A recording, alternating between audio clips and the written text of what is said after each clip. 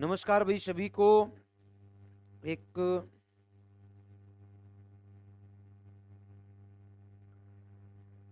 देखो, साइंस से जो है लैब असिस्टेंट दे रहे हो शायद आप लोग। और साइंस वाले अगर आप रेगुलर रहोगे तो भाई अच्छा हो जाएगा। रेगुलर क्लास लेते रहोगे ना तो सब कुछ पॉसिबल है। अगर रेगुलर क्लास नहीं लोगे तो कुछ भी पॉसिबल नहीं है। आप रेगुलर रेगुलर रहो, नियमित क्लास ले भाई। एक क्लास भी मिस मत करो, चाहे कुछ भी हो। ऑफलाइन क्लास लेते हो ना, उसी प्रकार से इस क्लास को आप अपने हिसाब से मैनेज करो और रेगुलर लोगे तो सब कुछ पॉसिबल हो जाएगा। इतने ही अच्छे अच्छे आपको प्रश्न करवाए जाएंगे और इतना ही अच्छा आपको मैटर करवाया जाएगा। कल हमने जो बात करी थी उससे आगे मैं शुरू करता हूं भाई। आवाज वाज सही आ रही होगी, एक बार बता देना आप मेरे को।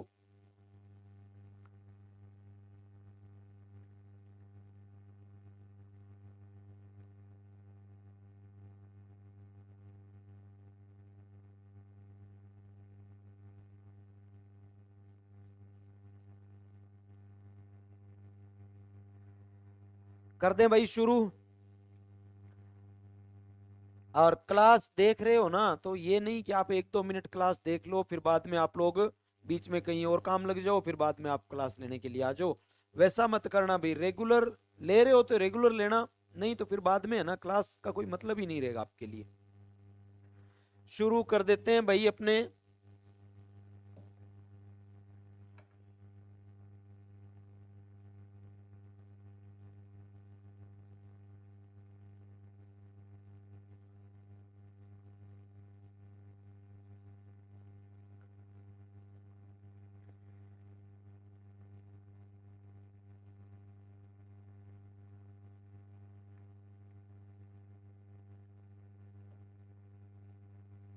कल जो किया था उससे आगे अपने शुरू कर रहे हैं भाई। ठीक है, चलो देखते हैं। आंतरिक अपवाह तंत्र अपना चल रहा था और आंतरिक अपवाह तंत्र में हमने एक नदी देख ली थी और वो नदी थी अपनी बेटा घग्गर। घग्गर या मृत या नट या हाकरा, सोतर, नाली, सरस्वती, दृष्टवती शिवालिक की पहाड़ियों से निकल करके आ रही थी, फोर्ट अब्बास में समाप्त हो रही थी।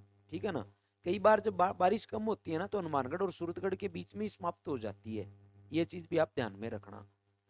दूसरी विशेष बात, घग्गर के किनारे बटनेर का किला है, हनुमानगढ़ शहर है, हनुमानगढ़ शहर के बीच में से ही जाती है ये। राजस्थान की एकमात्र अंतरराष्ट्रीय नदी है ये, इंटरनेशनल रिवर है। ठीक है ना। दूसरी विशेष बात, इस नदी के किनारे सूरतगढ़ शहर है, अनूपगढ़ शहर है। और 3 सभ्यताएं इस नदी के किनारे, 3 सभ्यताएं हैं, कालीबंगा, पीलीबंगा और रंगमहल। ठीक है ना। अब इसके अलावा जो बात हम कर रहे हैं, इसके अलावा जो बात हम कर रहे हैं ना, वो बात अपनी कौन सी है देखो। आज बात करेंगे अपने कांतली नदी की। नदी का नाम है कांतली। और ये कांतली जो है ना, इसे कहते हैं मौसमी नदी। कांतली को कहते हैं मौसमी नदी। ये चीज आप ध्यान रखना। कांतली नदी या कांतली जो है वो मौसमी नदी के नाम से जानी जाती है। देखो भाई, शेखावाटी के क्षेत्र में ये एक ही नदी आपकी प्रवाहित होती है और इस नदी का नाम है कांतली। उत्तर से दक्षिण की ओर, सॉरी, दक्षिण से उत्तर की ओर प्रवाहित होगी। राजस्थान के 2 ही जिलों में प्रवाहित होती है ये। एक तो सीकर जिले में और एक झुंझुनू जिले में। कैसे होती है एक बार आपको डायग्राम में मैं थोड़ा बता देता हूं। देखो,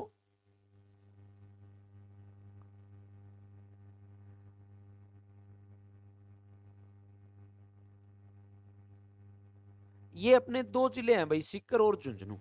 एक सीकर जिला है, एक झुंझुनू जिला है। सीकर की खंडेला की पहाड़ियां हैं यहां पर। सीकर में खंडेला की पहाड़ियां हैं, इन पहाड़ियों से ये निकलेगी और इनसे निकल करके झुंझुनू के मध्य से जाएगी। और मंडरेला गांव है झुंझुनू का, इधर ये चूरू जिला है। झुंझुनू और चूरू की सीमा पर यहां पर है ना समाप्त हो जाएगी ये। ठीक है ना। यहाँ पर ये जिला जो है ना आपका, जिसको मैं रेड कलर दे रहा हूं, ये जिला आपका चूरू है, ये जिला झुंझुनू है, ये जिला आपका सीकर है। तो सीकर से निकली और झुंझुनू में गई, झुंझुनू और चूरू की सीमा पर है ना, यहाँ पे विलुप्त होगी, चूरू में प्रवेश नहीं कर रही है, ये चीज ध्यान में रखनी है। चूरू जिले में ये नदी प्रवेश नहीं करती है, ये सीकर और झुंझुनू दो ही जिलों में प्रवाहित होती है भाई, सीकर और झुंझुनू दो ही जिलों में प्रवाहित होती है। इस चीज को जब हम आगे और देखें तो देखो, हमने कहा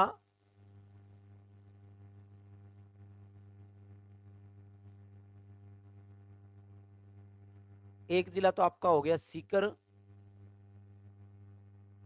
और एक जिला आपका हो गया झुंझुनू। देखो कांतली नदी का उद्गम जो है ना वो होता है आपका खंडेला की पहाड़ियों से, और ऐसे ये नदी जो है वो आपकी प्रवाहित होगी, यहां तक आएगी। डायग्राम बना रहे हो साथ में तो बहुत बढ़िया बात है भाई, ठीक है ना। ये है कांतली नदी, और यहां पर है इसका समापन, जहां पर इसका समापन है ना अभी, वो गांव है मंडरेला। क्या नाम है गांव का? गांव का नाम है मंडरेला झुंझुनू का। मंडरेला ये गांव आपका है झुंझुनू में, ठीक है ना।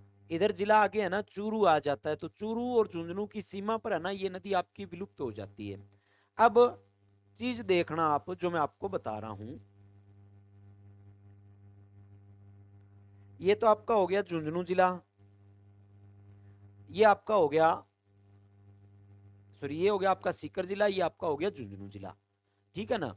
तो ये नदी जो है ना ये सीकर से निकली, झुंझुनू के मध्य से प्रवाहित हो रही है, झुंझुनू शहर के मध्य से। देखो जब हमने कल गग्गर की बात करी थी ना, तो गग्गर में हमने देखा था कि गग्गर नदी जो है ना वो हनुमानगढ़ शहर के बीच से जा रही है, ये शहर नहीं पूरे झुंझुनू जिले के मध्य से जाती है, और झुंझुनू जिले को दो भागों में डिवाइड कर देती है। ये झुंझुनू जिला जो है ना उसको दो भागों में विभाजित कर देती है, कांतली झुंझुनू जिले को दो भागों में डिवाइड करती है। निकली कहां से है? ये जहां से निकल रही है ना वो स्थान है आपका खंडेला की पहाड़ियां, और खंडेला की पहाड़ियां अपने देख करके आए हैं अरावली में, खंडेला की पहाड़ी सीकर, सीकर से निकली है, ठीक है ना। और झुंझुनू के मध्य से प्रवाहित होती है, झुंझुनू को दो भागों में विभाजित करती है, और चूरू में प्रवेश करने से पहले ये गांव आ जाता है मंडरेला गांव, और मंडरेला गांव में जाकर के ये समाप्त हो जाती है। अगर मैप आपके पास में है ना तो ये अच्छे से समझ में आ जाएगी आपके। दूसरी बात, ये नदी जो है ना भाई, इस नदी के किनारे यहाँ पर एक सभ्यता विकसित हुई थी जिसको हम कहते हैं कांतली सभ्यता, और ताम्रवर्ती सभ्यताओं की जननी। इस नदी के किनारे गणेश्वर, सॉरी कांतली क्या, गणेश्वर सभ्यता विकसित हुई। ताम्रवर्ती सभ्यताओं की जननी है गणेश्वर सभ्यता, गणेश्वर सभ्यता। गणेश्वर सभ्यता नीम का थाना सीकर में है, नीम का थाना सीकर में है भाई। तो गणेश्वर सभ्यता इस नदी के किनारे विकसित हुई, ताम्रवर्ती सभ्यताओं की जननी है, क्योंकि जिस समय इस सभ्यता से जितनी मात्रा में तांबा प्राप्त हुआ, भारत की कोई भी सभ्यता से इतना तांबा प्राप्त नहीं हुआ था, इसलिए इस सभ्यता को है ना ताम्रवर्ती सभ्यताओं की जननी कहते हैं भाई। हालांकि आहड़ भी ताम्रवर्ती सभ्यता है, ताम्रयुगीन सभ्यता आहड़ भी, आहड़ ग्रामीण सभ्यता है, लेकिन जननी गणेश्वर सभ्यता को कहते हैं। गणेश्वर सभ्यता जो है वो कांतली नदी के किनारे सीकर जिले में स्थित है, नीम का थाना में स्थित है भाई, ठीक है ना, नीम का थाना, नीम का थाना। दूसरी विशेष बात, यहां पर अपना है झुंझुनू जिला,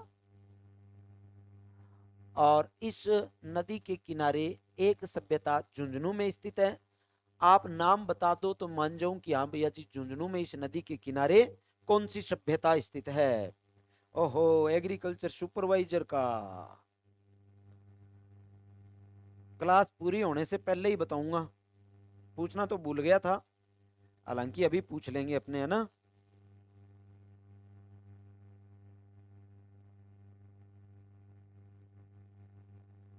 मैसेज कर देता हूं, आ जाएगा ना।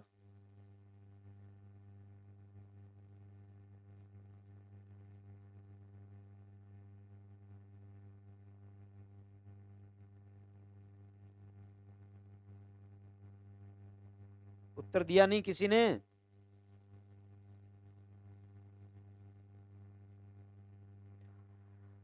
चलो भाई कोई बात नहीं। तो पहली सभ्यता तो आपने देख ली गणेश्वर, नीम का थाना शिखर, ताम्रयुगीन सभ्यता। और दूसरी सभ्यता है ना, ये सभ्यता मैं आपको बता रहा हूं, सुनारी सभ्यता। इसका नाम क्या है? अरे सुनारी सभ्यता है, सुनारी सभ्यता। और ये सुनारी सभ्यता है झुंझुनू में, झुंझुनू में। और ये सुनारी है ना भैया, ये सुनारी लोह युगीन सभ्यता है, ये लोह युगीन सभ्यता, ये ध्यान में रखना है, लोह युगीन। तो दो सभ्यताएं देखिए आज, एक तो गणेश्वर ताम्र युगीन और एक सुनारी लोह युगीन सभ्यता है भैया, ठीक है ना। एक सुनारी होगी आपकी लोह युगीन, एक गणेश्वर होगी आपकी ताम्र युगीन। अब जो बात कर रहा हूं ना भाई, यहां से लेकर के, यहां से तो ये निकली है और यहां तक गई है ना, तो बेटा 100 किलोमीटर चली है ये।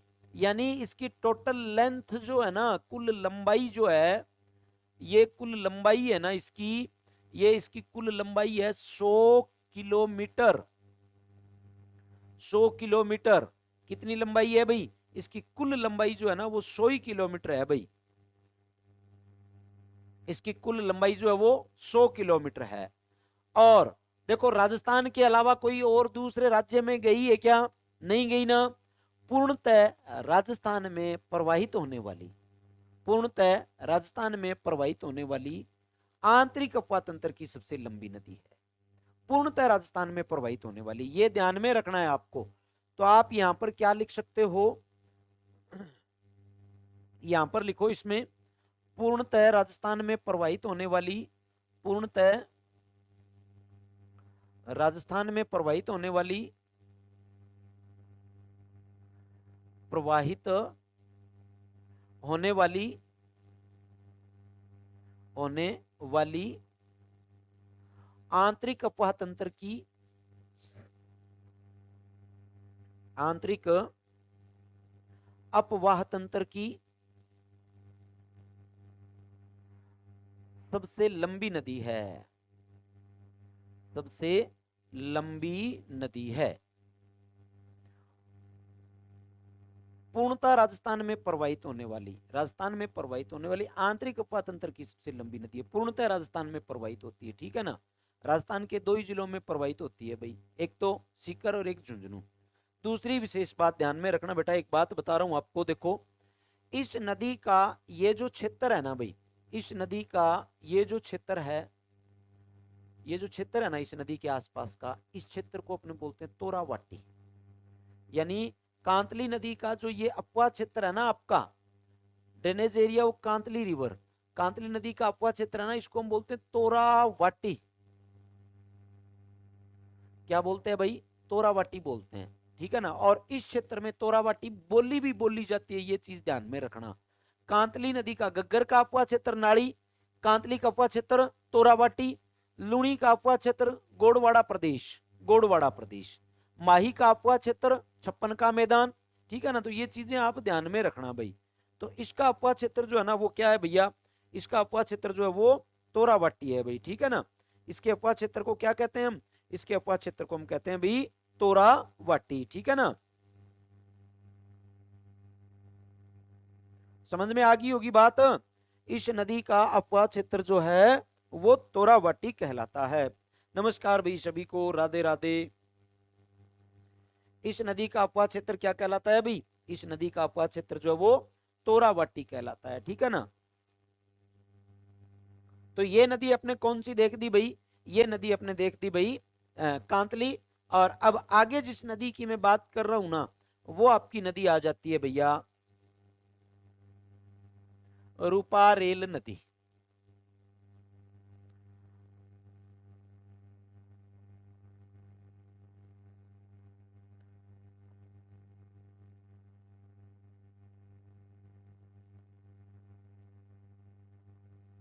रूपारेल नदी। देखो भाई, रूपारेल नदी की बात करो ना आप, तो रूपारेल नदी का पहली बात हम देखते हैं उद्गम, ठीक है ना, और दूसरी बात देखेंगे रूपारेल का समापन।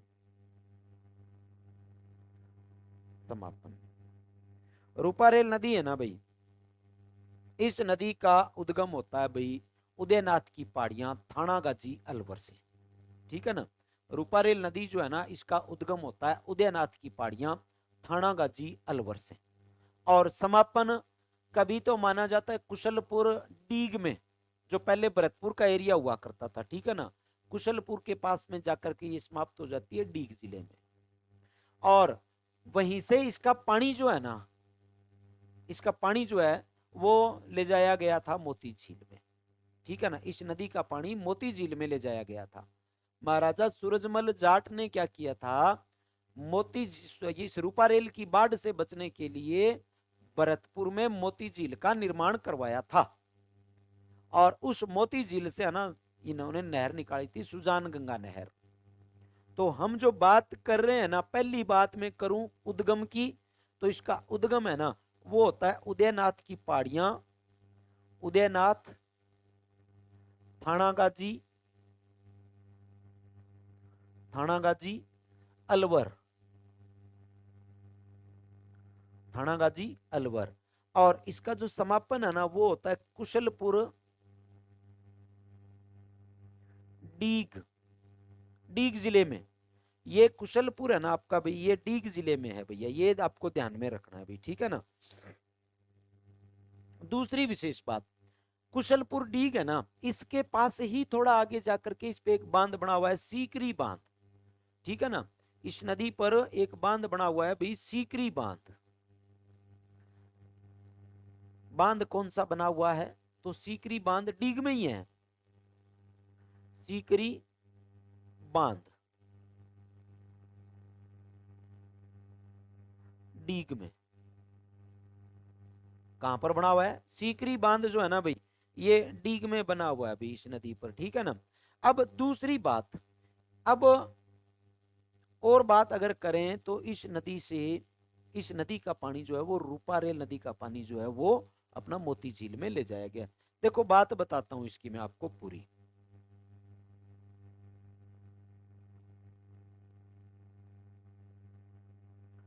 अलवर की पहाड़ियां हैं, उदयनाथ की पहाड़ियां, ठीक है ना। यहां से आपकी नदी जो है ना वो निकाली गई थी भाई, कौन सी, उदयनाथ की पहाड़ियों से नदी निकली आपकी, उदयनाथ अलवर में है, यहां से आपकी नदी निकलेगी, कौन सी नदी निकलेगी भाई, डीग की ओर जाएगी, यहां पर इसमें सीकरी बांध भी बना हुआ है,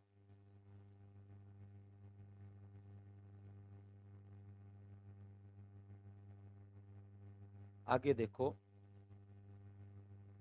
ये है सीकरी बांध,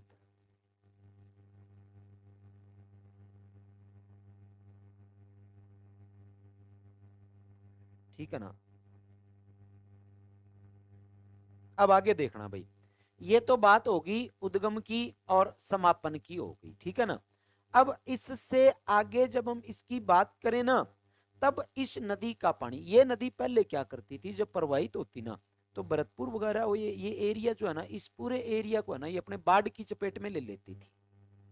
महाराजा सूरजमल जाट ने क्या किया, महाराजा सूरजमल जाट ने इस नदी का पानी है ना व्यवस्थित करने के लिए एक झील का निर्माण करवा दिया। और कौन सी झील का निर्माण करवाया सूरजमल जी ने, तो भैया जी बात आती है मोती झील का निर्माण करवाया। सूरजमल जाट ने यहां पर ये मोती झील बनवाई थी भाई, ठीक है ना, ये मोती झील बनवाती इन्होंने। अब इस नदी का पानी जो था वो इस झील में आएगा, मोती झील में, मोती झील। ये मोती झील है ना बहुत भयंकर इंपॉर्टेंस है इस मोती झील की। क्या इंपॉर्टेंस है, तो हम कहते हैं कि मोती झील जो है ना इससे नाइट्रोजन युक्त खाद बनाई जाती है। यहाँ पर नाइट्रोजन युक्त खाद किससे बनाई जाती है? तो साइनोबैक्टीरिया, नील हरित शैवाल से है ना, यहाँ पर खाद बनाई जाती है भाई। इसलिए खाद बनाने के लिए यहाँ पर है ना प्लांट लगाया हुआ विशेष, तो नील हरित शैवाल से यहाँ पर खाद बनाई जाती है। नील हरित शैवाल, साइनोबैक्टीरिया बोलते हैं जिसको, नील हरित शैवाल से नाइट्रोजन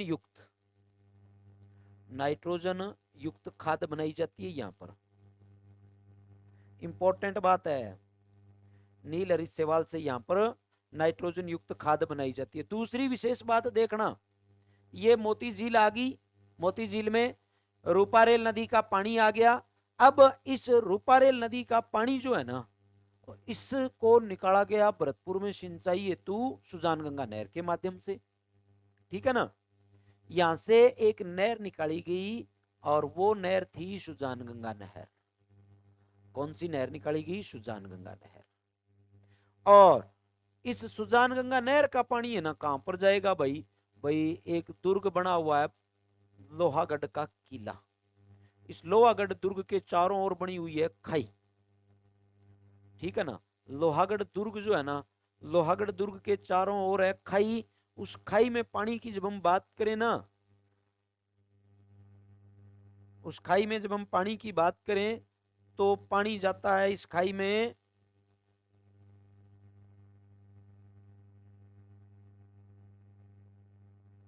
ये सुजानगंगा नहर थी भाई। कौन सी नहर? सुजानगंगा नहर, भरतपुर में सिंचाई के लिए। ये लोहागढ़ दुर्ग है, लोहागढ़ दुर्ग। समझ में आ गई ना बात? तो मोती झील से नहर निकाली गई सुजानगंगा, और सुजानगंगा नहर का पानी है ना, जो लोहागढ़ दुर्ग के चारों ओर खाई है, उस खाई में जाता है मोती झील का पानी। देखो मोती झील जो है ना, मोती झील, इसे भरतपुर की लाइफ लाइन बोलते हैं भाई। क्या बोलते हैं भाई? भरतपुर की लाइफ लाइन बोलते हैं। भरतपुर की लाइफ लाइन यानी जीवन रेखा, भरतपुर की जीवन रेखा किसे बोलते हैं? भरतपुर की जीवन रेखा बोलते हैं मोती झील को। और मोती झील का पानी जाता है सुजानगंगा नहर में, सुजानगंगा नहर से भी भरतपुर में सिंचाई होती है, ठीक है ना। और इस दुर्ग के चारों ओर बनी खाई, देखो भरतपुर का किला है ना, ये पारीख दुर्ग भी है, ये पारीद दुर्ग भी है। क्यों? मिट्टी का किला है, मिट्टी की दीवार बनी हुई है। और विशेष बात, भरतपुर का किला जो है ना, वो मैदानी दुर्ग की श्रेणी में भी आता है। ये चीज आप ध्यान रखना भाई। भरतपुर दुर्ग को लोहागढ़ कहते हैं, भरतपुर दुर्ग को जाटों का किला कहते हैं, अरे भरतपुर दुर्ग को खेमकर्ण जाट की कुटिया कहते हैं, ठीक है ना। तो देखो भरतपुर दुर्ग जो है वो आपका लोहागढ़ है, और इसके चारों ओर पानी कौन सी झील का आता है? तो मोती झील का। या कौन सी नहर से आता है? तो सुजानगंगा नहर से। अगर आपको लाइफ लाइन में मोती झील ना देना तो फिर सुजानगंगा नहर दे सकते हैं, ये चीज आप ध्यान रखना भाई, ठीक है ना। तो देखो उद्गम कहां से हुआ है? उदयनाथ की पहाड़ियां अलवर से। समापन कहां पर है भाई? तो समापन है कुशलपुर, ये सॉरी कुशलपुर में, डीग में, कुशलपुर डीग, यहां पर समापन है। यहीं से सीकरी बांध या कुशलपुर के आगे से यहां से पानी जो है इसका मोती झील में लाया गया, और मोती झील से सुजानगंगा नहर निकाली गई। समझ में आ गई क्या बात या नहीं आई?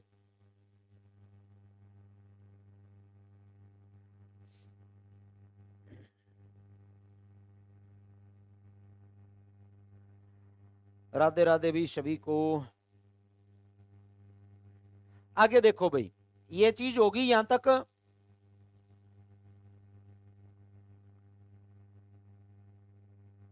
चलें आगे।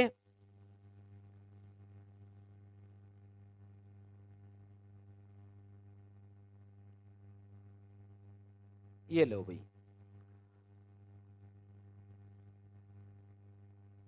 हमने क्या लिखना है? इस नदी का पानी इस नदी का पानी रोकने के लिए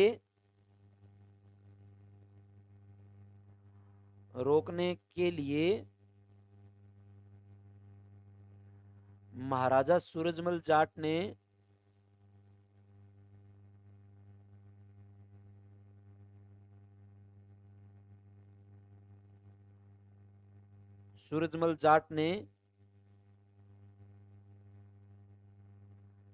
मोती झील का निर्माण करवाया था। मोती झील का निर्माण करवाया था।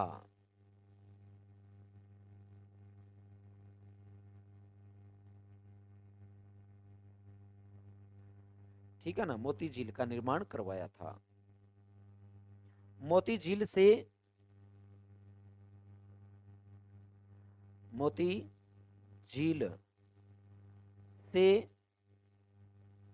सुजान गंगा नहर निकाली गई है।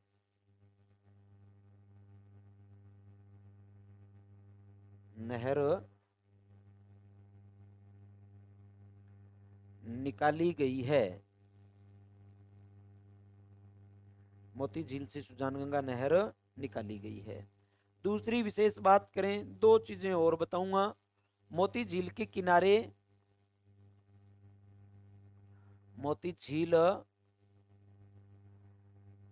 किनारे नाइट्रोजन युक्त साइनोबैक्टीरिया से नील हरित शैवाल ही लिखू ना, नील हरित शैवाल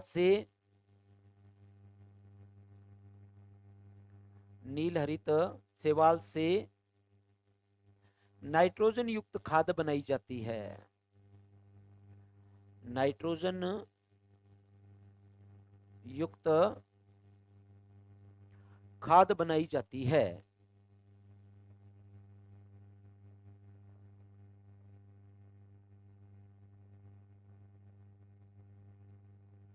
नाइट्रोजन युक्त खाद बनाई जाती है। दूसरी विशेष बात करूं, इस झील को भरतपुर की जीवन रेखा कहते हैं।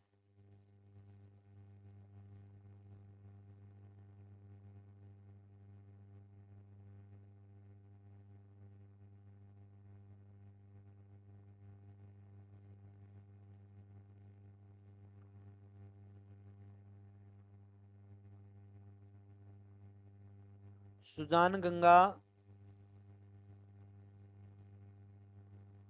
नहर का पानी लोहागढ़ दुर्ग के चारों ओर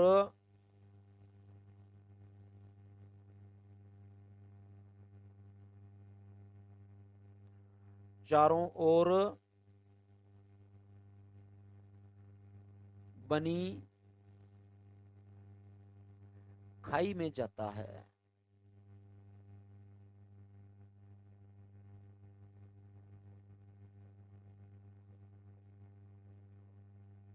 खाई में जाता है।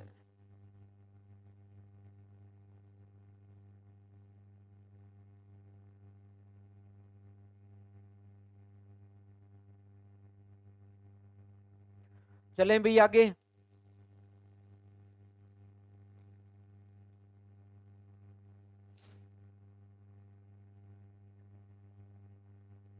अब इसके बाद में जो बात मैं करने वाला हूं ना भाई आपसे,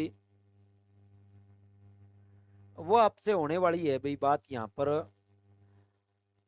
काकनी नदी की।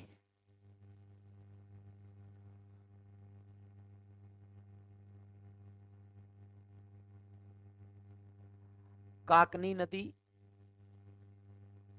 इस नदी के बारे में जो पूछा जाता है ना, तो इस नदी के नाम ही पूछे जाते हैं बस, सिर्फ और कुछ ही नहीं पूछा जाता। इस नदी के बारे में अगर आपसे कोई प्रश्न पूछा जाएगा तो इस नदी के अन्य नामों से, ठीक है ना। रूपारेल को भी वराह या लसवारी कहते हैं, ये चीज भी आप ध्यान रखना भाई। रूपारेल नदी जो है ना, इसके भी अन्य नाम जो है ना, अन्य नाम,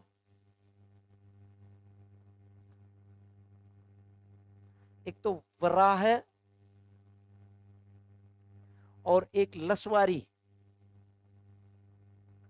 ये रूपारेल के नाम है, वराह नदी या लसवारी नदी, ये चीज आप ध्यान रखना,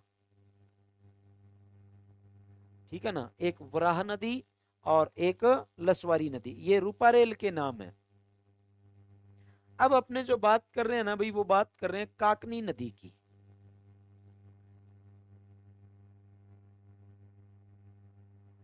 कौन सी नदी की बात कर रहे हैं? काकनी नदी। काकने या मसूरदी नाम है भाई इसके। इसके है ना अन्य नामों की जब हम बात करें, अन्य नामों की जब बात करें ना, तो इसे कहते हैं काकने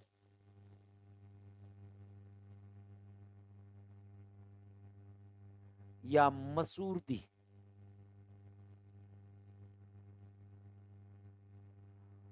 काकने या मसूरदी नदी, दो नाम माने जाते हैं इसके। इसे काकने भी कहते हैं और इसे मसूरदी नदी भी कहते हैं। काकनी, काकने, मसूरदी। उद्गम कहां से होता है? तो भाई उद्गम होता है कोटरी गांव की पहाड़ियां जैसलमेर से, जैसलमेर में है।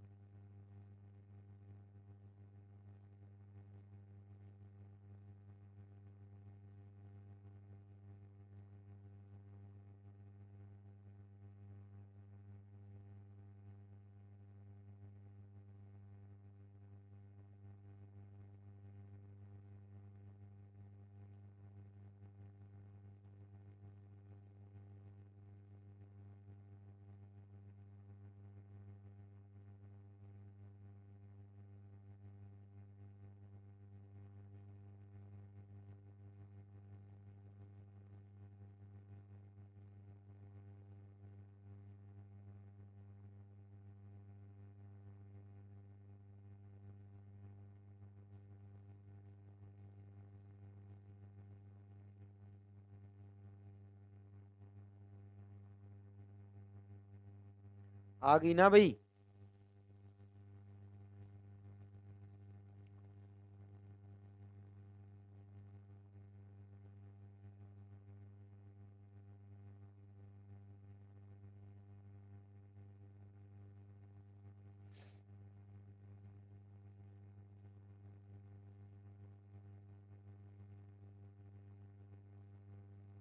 एक मिनट, आवाज नहीं आई, इतने में लोग भागने की सोचते हैं ना।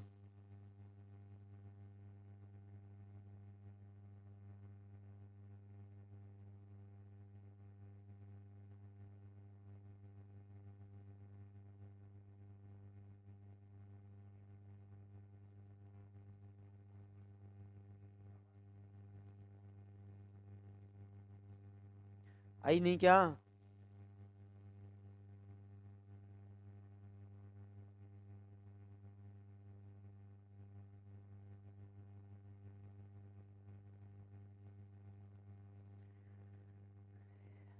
एक चीज तो चलती क्लास में ही बता देना हूँ भाई, बता देता हूँ भाई।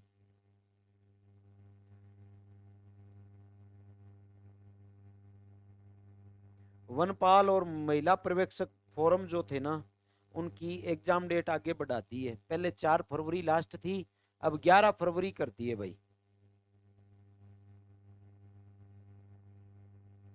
वनपाल के 259 पद थे, पता है ना आपको, और महिला पर्यवेक्षक के 72 पद थे। दोनों की एग्जाम डेट जो है ना वो आगे कर दी है, सॉरी फॉर्म डेट 4 फरवरी जो लास्ट थी उसको बढ़ा करके आगे कर दिया है भाई। जिसने फॉर्म नहीं भरवाए हैं ना वो भरवा लेना, महिला पर्यवेक्षक और दूसरा अपने चलो भाई देखो, हम जिस नदी की बात कर रहे हैं भाई वो नदी अपनी है काकनी काकनेय या मसूरती नदी भाई, ठीक है ना। काकनी काकनेय या मसूरती नदी है। कभी तो यहां पर आएगी यहां से, और कभी आएगी ऐसे, ठीक है ना, और कभी आएगी ऐसे। ऐसे कैसे भाई साहब, सर्वाधिक मार्ग बदलने वाली नदी है ये सर्वाधिक मार्ग बदलने वाली नदी है राजस्थान की, सबसे ज्यादा रास्ता यही बदलती है, ठीक है ना, सबसे ज्यादा मार्ग यही बदलती है। तो ये चीज आप लिखेंगे कि भाई साहब ये सर्वाधिक मार्ग बदलने वाली नदी है, सर्वाधिक मार्ग बदलने वाली नदी, रास्ते बदलती है ये, मार्ग बदलने वाली नदी है, सर्वाधिक मार्ग बदलने वाली नदी कौन सी है, तो सर्वाधिक मार्ग बदलने वाली नदी आपकी काकनी नदी है भाई, ठीक है ना। सर्वाधिक रास्ते बदलने वाली नदी कौन सी है, ये काकनी नदी है। दूसरी बात, काकनी नदी का समापन जो है ना, समापन ये मीठा खाड़ी है। समापन कहां पर होता है, मीठा खाड़ी में। और समापन से पहले, मीठा खाड़ी भी जैसलमेर में है भाई, समापन से पहले है ना यह नदी क्या करती है, बुज झील का निर्माण करती है। बुज झील रूपसी गांव जैसलमेर में है, बुज झील रूपसी गांव कहां पर, जैसलमेर में, बुज झील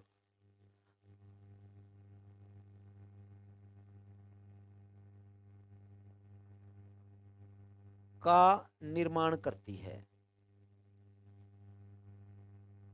निर्माण करती है, बुज झील का निर्माण करती है भाई, समझ में आ गई ना बात। बुज झील का निर्माण करती है, सर्वाधिक मार्ग बदलने वाली नदी है, आंतरिक अपवाह तंत्र की सबसे छोटी नदी है, आंतरिक अपवाह तंत्र की सबसे छोटी नदी है, 17 किलोमीटर है, ठीक है ना, आंतरिक अपवाह तंत्र की सबसे छोटी नदी है।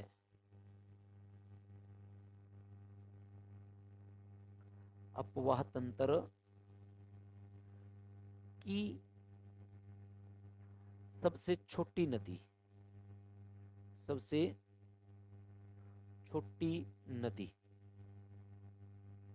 ठीक है ना, ये चीज आप ध्यान में रखना। लंबाई कितनी है, तो भैया जी 17 किलोमीटर लंबाई है, इसकी लंबाई जो है ना ये 17 किलोमीटर है, 17 km, ठीक है ना। तो देखो, काकनी काकने या मसूरती नदी कोटरी गांव की पहाड़ियों से निकलती है, कोटरी गांव की पहाड़ियां जैसलमेर में है, कोटरी गांव की पहाड़ियों से निकल करके और इसका समापन जो होगा भैया मीठा खाड़ी में समापन हो जाता है। कहां पर, मीठा खाड़ी में। अगर मीठा खाड़ी ना मिले तो फिर भैया जी एक झील का नाम मिलेगा आपको, और वो झील होगी बुज झील, बुज झील, ठीक है ना। तो कोटरी गांव की पहाड़ियां जैसलमेर से निकलेगी और यहां से निकल करके 17 किलोमीटर प्रवाहित होगी, रास्ते बदल करके पहुंच सकती है। सर्वाधिक मार्ग बदलने वाली नदी है राजस्थान की, सर्वाधिक मार्ग बदलने वाली नदी है, आंतरिक प्रवाह की सबसे छोटी नदी भी है। हाँ बिल्कुल है, उद्गम कोटरी गांव की पहाड़ियां हैं भाई, उद्गम कोटरी गांव की पहाड़ियां, ठीक है ना। तो काकनी काकने या मसूरदी, काकनी काकने या मसूरदी, रूपारेल वराह लसवारी, रूपारेल नदी है ना उसे वराह या लसवारी कहते हैं, और इसे काकनी काकनेय या मसूरदी नदी कहते हैं। काकनी काकनेय या मसूरदी नदी कहते हैं, ठीक है ना। ये चीज आप ध्यान रखना। देखो रूपारेल और काकनी नदी है ना, इसके अन्य नाम जो है ना, ये इनसे ज्यादा इंपॉर्टेंट अन्य नाम है। नाम जो है इनके बहुत ज्यादा बार प्रश्न पूछे गए हैं अन्य नामों से। काकनी नदी के पूछे गए हैं और रूपारेल नदी के भी पूछे गए हैं। काकनी नदी के नाम क्या है और रूपारेल नदी के नाम क्या, बहुत ही ज्यादा बार पूछे गए हैं भाई। ये चीज आप ध्यान में रखना भाई, ठीक है ना। काकनी नदी और रूपारेल नदी के, ठीक है। देखो रूपारेल में हमने लिखे हैं रूपारेल नदी के वराह नदी या लसवारी नदी, ये इसके अन्य नाम है भैया।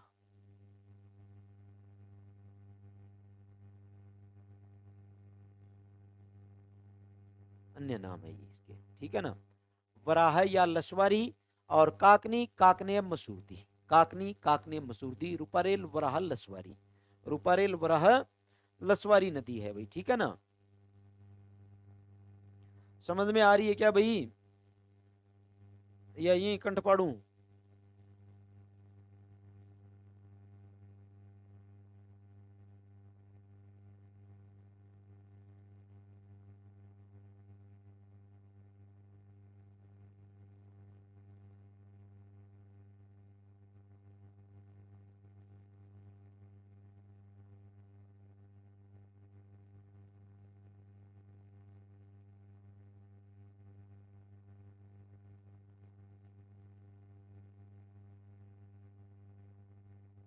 साथ साथ में बना लिया करो डायग्राम वगैरह जो भी बना रहे हो, ठीक है ना।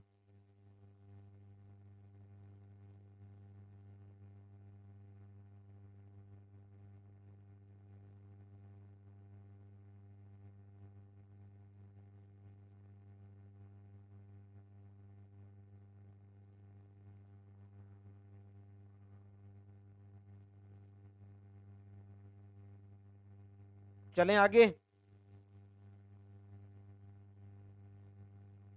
बहुत बढ़िया भी, बहुत बढ़िया आ रहा है तो समझ में, मौज करो बस।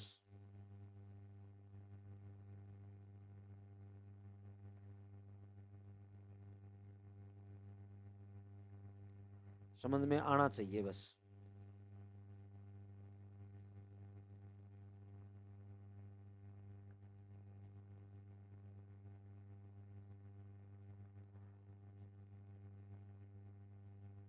चलें आगे। आगे नदी जो है वो करेंगे अपने। देखो एक तकड़ी सी चीज करवा दूं क्या, बताना तो। एक शानदार सी चीज करवा दूं।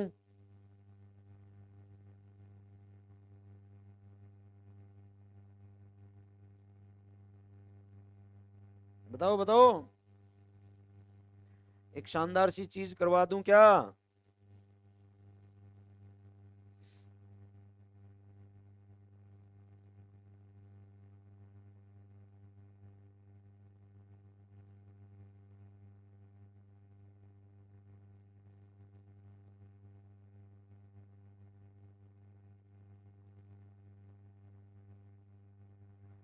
चलो तो फिर एक बढ़िया सी चीज करवा देता हूं आज, है ना।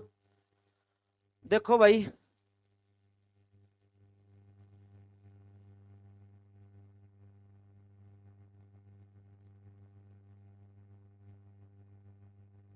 घुमा लूंगे।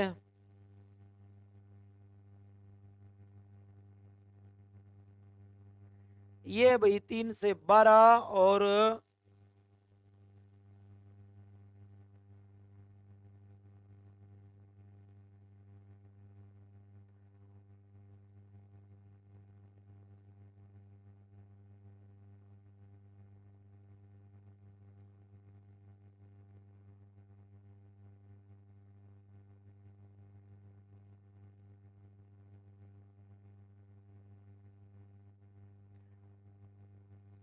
एक नदी है, ये एक झील है आपकी।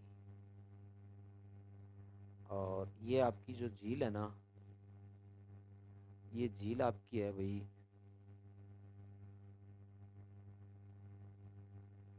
सांबर झील है भाई। सब ही शानदार है, तकड़ी सी है, क्या है तकड़ी सी।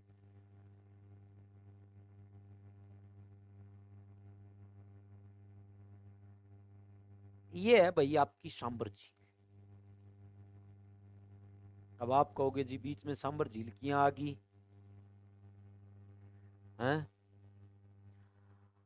ये फुलेरा में है सांबर झील भाई। तो दो चीजें बताऊं भाई, एक तो है यहां पर आपकी मनोहरपुरा की पहाड़ियां। कौन सी पहाड़ी है भाई? मनोहरपुरा की पहाड़ियां हैं।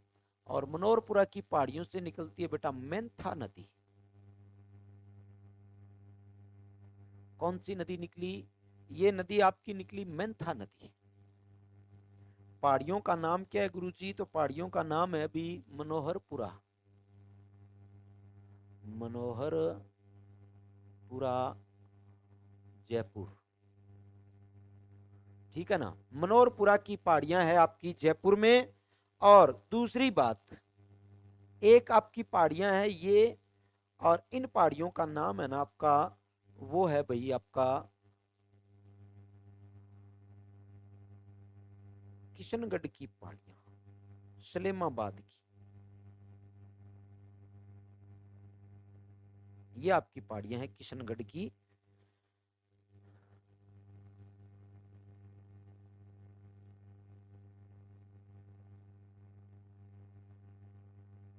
ये किशनगढ़ की पहाड़ियां आपकी है अजमेर में। देखो भाई, और ये एक पहाड़ी है खंडेला की पहाड़ियां, और खंडेला की नदी निकलती है यहां से, खंडेला नाम की। ये छोटी नदियां हैं, ये खंडेला नदी निकलेगी आपकी।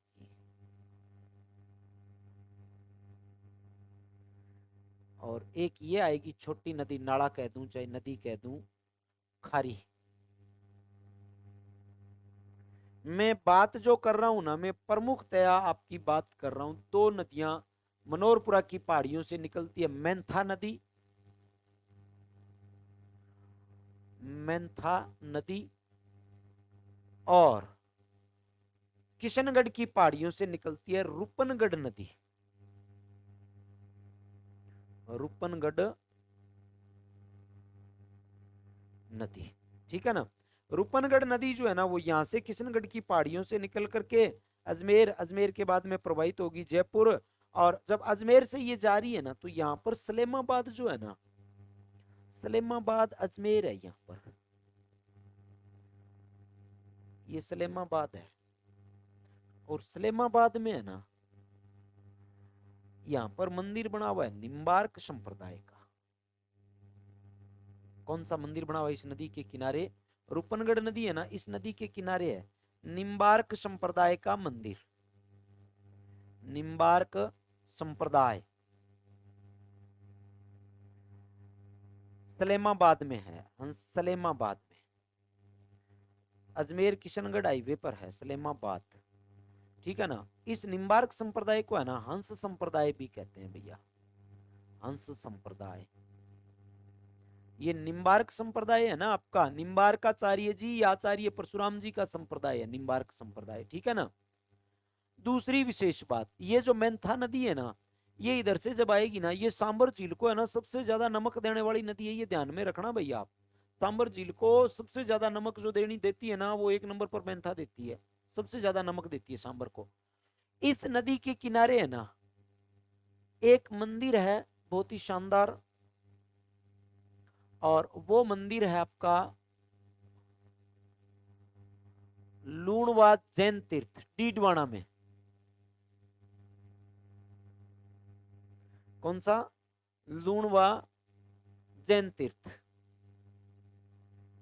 इस नदी के किनारे लूणवा जैन तीर्थ है भाई, ये चीज आपको ध्यान में रखनी है, ठीक है ना। लूणवा जैन तीर्थ,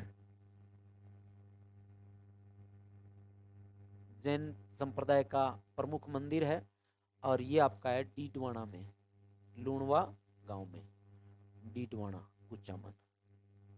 ये चीज आपको ध्यान में रखनी है, ठीक है ना। तो सांबर झील में देखो, एक तो आपके रूपनगढ़ नदी आके गिरी है, एक मेंथा नदी आकर के गिरी है, एक खंडेला नदी आकर के गिरी है, और एक खारी नदी आकर के गिरी है। ये चीज आप ध्यान रखना। सांबर झील में मेंथा नदी, रूपनगढ़ नदी, खारी नदी और खंडेला नदियां आकर के गिरी है भाई। नमस्कार भाई, नमस्कार सभी को, हृदय तल की अनंत गहराइयों से नमस्कार भाई। ये डायग्राम बना दिया भाई आपके लिए, जो बहुत ही ज्यादा इंपॉर्टेंट है।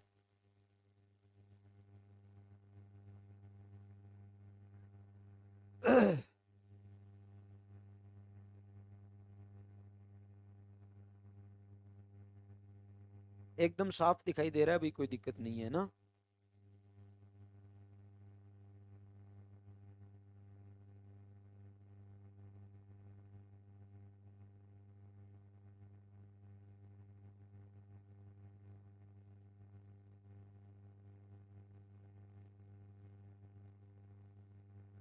अरे समझ में आ गई के? जल्दी बोलो।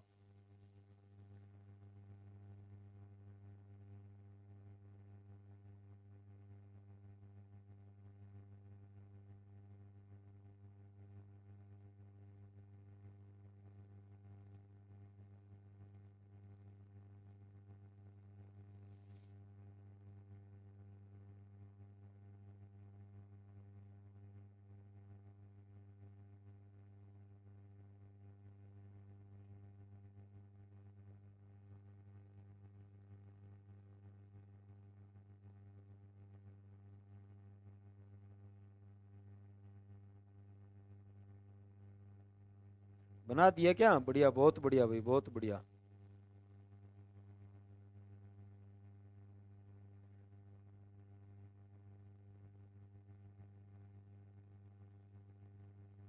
चलें फिर आगे।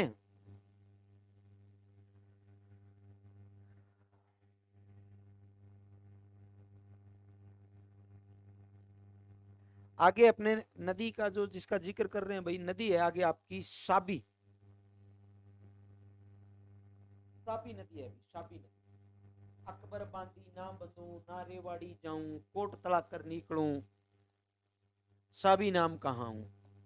अकबर बांधी ना बंधू, ना रेवाड़ी जाऊं, कोट तड़ा कर निकलूं, साबी नाम कहाँ हूं। देखो साबी नदी जो है ना, साबी नदी पर अकबर ने पुल बनाने के प्रयास किए थे, असफल प्रयास थे सारे के सारे।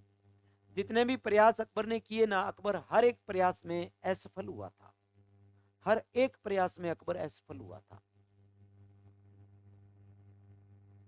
ठीक है ना। तो जितने भी प्रयास अकबर के द्वारा किए गए, हर प्रयास में अकबर असफल हुआ। साबी पर पुल बनाने का प्रयास था। क्या कहा गया है? अकबर बांधी ना बंधू। अकबर चाहे जितनी भी कोशिश कर ले, अकबर बांधी ना बंधू, ना रेवाड़ी जाऊं, कोट तड़ा कर निकलूं, साबी नाम का हूं। ठीक है ना। तो हम बात करेंगे सेवर की पहाड़ियों से निकलने वाली साबी नदी की। किस नदी की बात करेंगे भाई? साबी नदी की।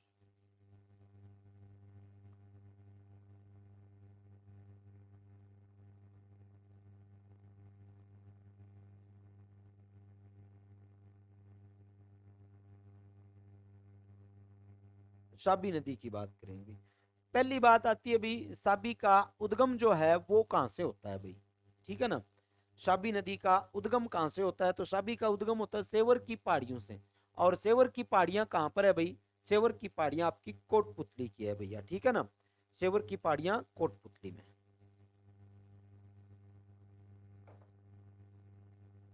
देखो उद्गम, पहली बात किसकी करें? उद्गम की। उद्गम कहां से है? तो हम कहते हैं सेवर की पहाड़ियां कोटपुतली। सेवर की पहाड़ी कोटपुतली बहरोड वाला है ये। पहले जयपुर जिला हुआ करता था। ठीक है ना। कोटपुतली, अब ये कोटपुतली बहरोड हो गया। पहले ये जयपुर जिला था। सेवर की पहाड़ियां जयपुर में पड़ते थे। वो सेवर एक है ना, ये सेवर जो है वो अपना राष्ट्रीय सरसों अनुसंधान केंद्र वाला सेवर है ना, वो भरतपुर में ही है। ये ध्यान रखना भाई, ये राष्ट्रीय सरसों अनुसंधान केंद्र वाला सेवर नहीं है। ये सेवर जो है वो दूसरा है भी आपका। ठीक है ना। कोटपुतली बहरोड से, सेवर की पहाड़ियों से ये नदी निकलेगी। समापन है ना, समापन इस नदी का होता है पटौदी, हरियाणा में, नजफगढ़ के पास। पटौदी नजफगढ़ के पास हरियाणा में, नजफगढ़ हरियाणा। वीरेंद्र सहवाग नजफगढ़ का ही तो है भाई।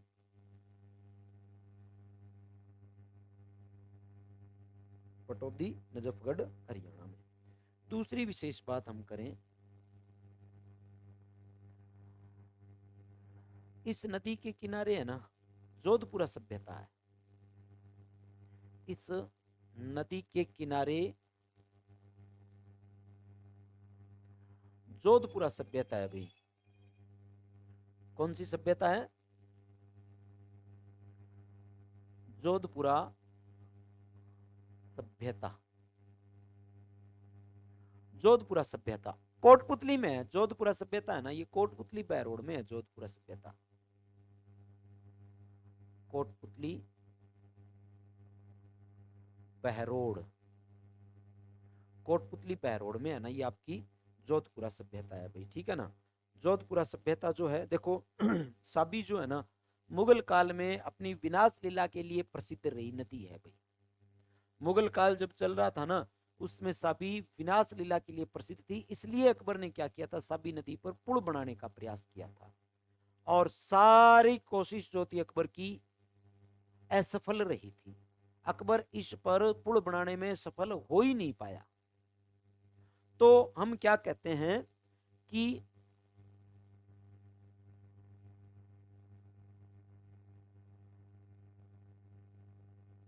मुगल काल में, मुगल काल में अकबर अकबर इस नदी पर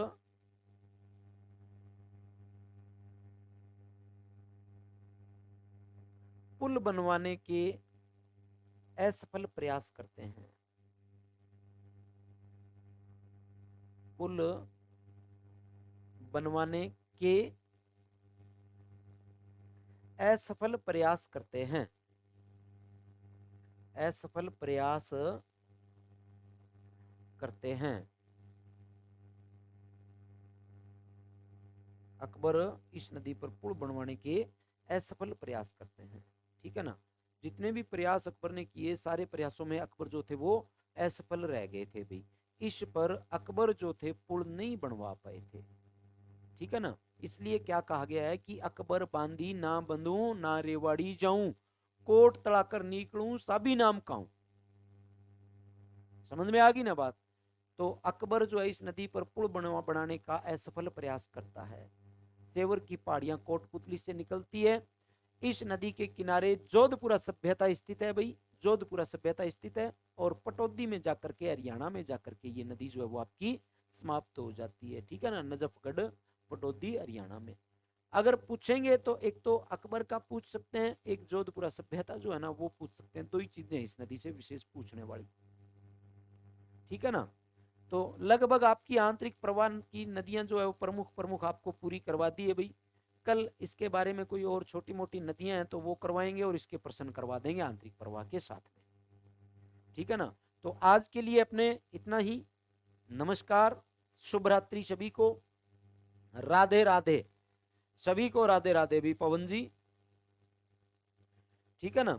कोई प्रश्न हो किसी का तो भाई, एक तो एग्रीकल्चर सुपरवाइजर वालों को मैं अभी बता देता हूं। आप बस क्लास, चलती क्लास में ही बता देता हूं मैं आपको भाई।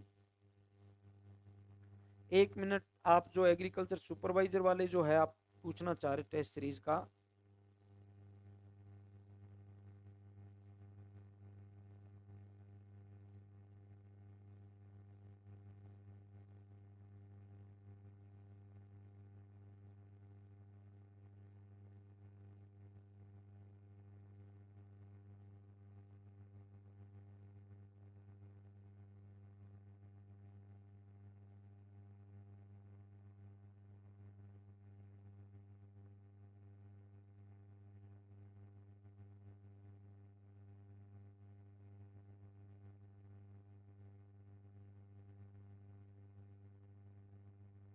थोड़ी देर में जवाब आ जाएगा भाई, ठीक है।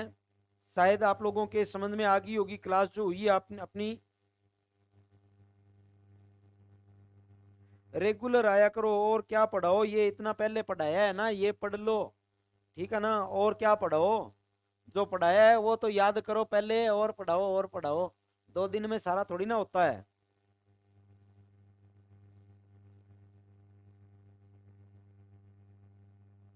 धन्यवाद पवन जी, धन्यवाद। रेगुलर क्लास लेते हो तो आनंद आ जाएगा, अगर नहीं रेगुलर ले पाते हैं ना तो फिर कुछ भी नहीं कर सकता भाई मैं। क्लास रेगुलर लिया करो जो भी, ठीक है ना, जितना करवाया जा रहा है ना वो करो।